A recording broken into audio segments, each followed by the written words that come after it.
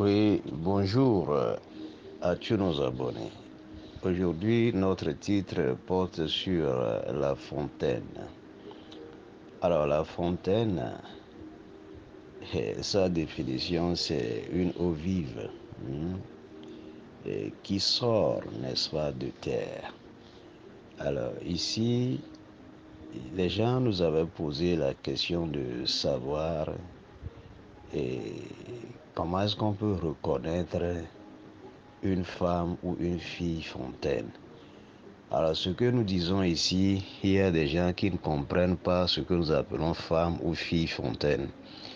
C'est des femmes dont, quand elles atteignent un degré de sensation sexuelle extrême, je dirais de haute tension, il y a un liquide qui est comme de l'eau qui sort en forme de jet de leur appareil génital qui est le vagin.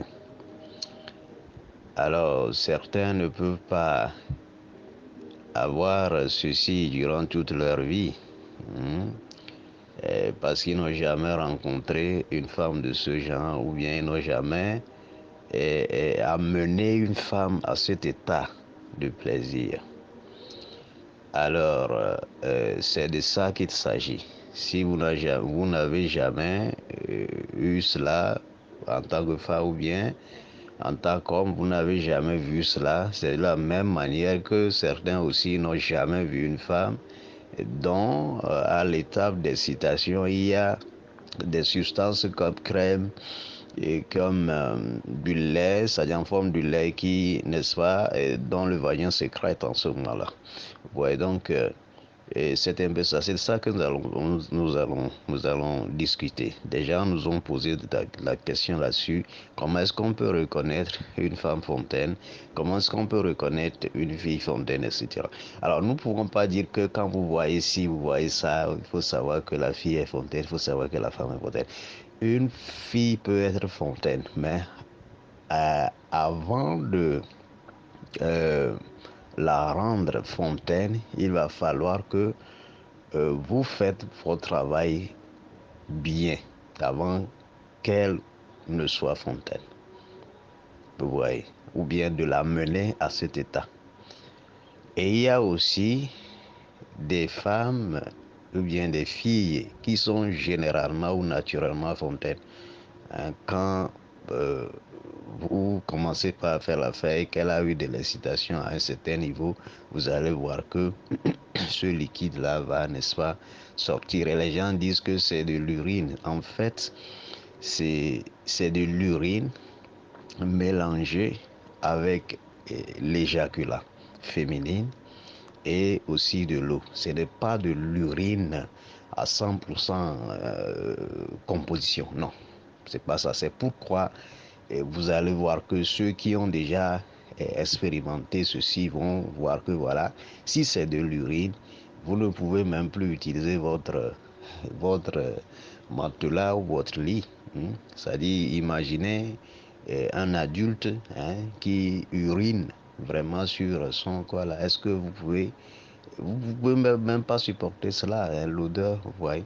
Donc ça voudrait dire que ce n'est pas 100% de l'urine, mais c'est de l'éjaculat féminin mélangé avec de l'urine et aussi de l'eau.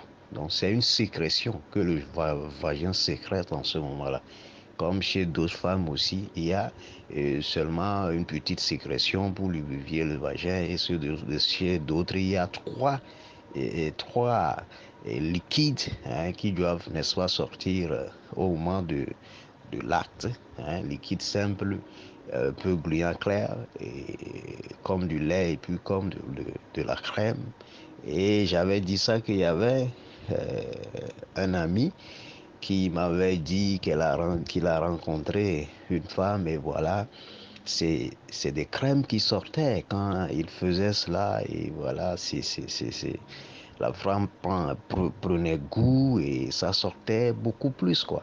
Et puis il m'avait dit que non, lui, il ne peut pas supporter cela, que non, il n'a jamais vu ça, que il prend ça comme si c'est une maladie gênante. Non, c'est l'anatomie de la femme que tu as rencontrée.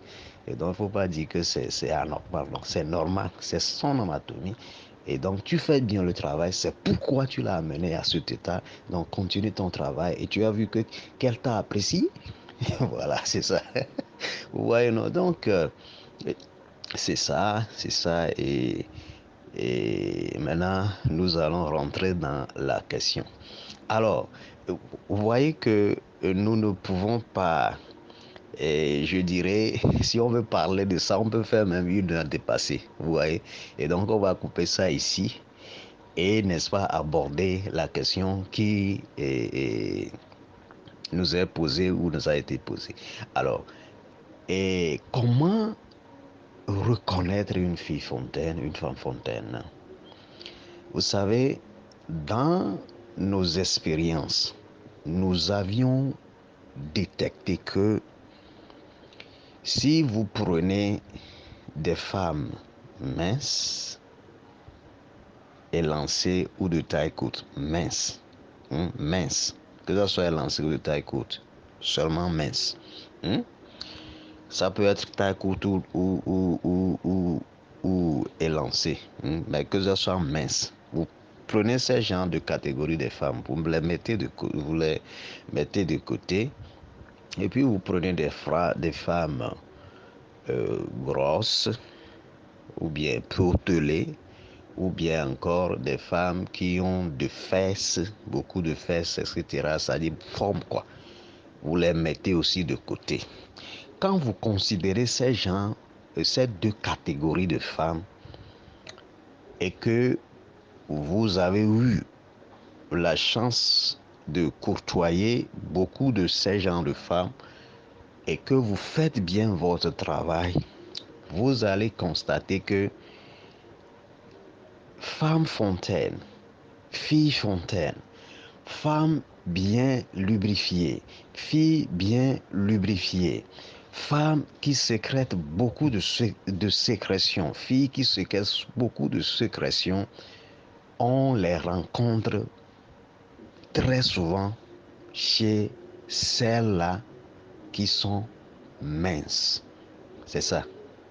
C'est ça. Vous pouvez rencontrer ce genre de choses chez les femmes minces, beaucoup plus.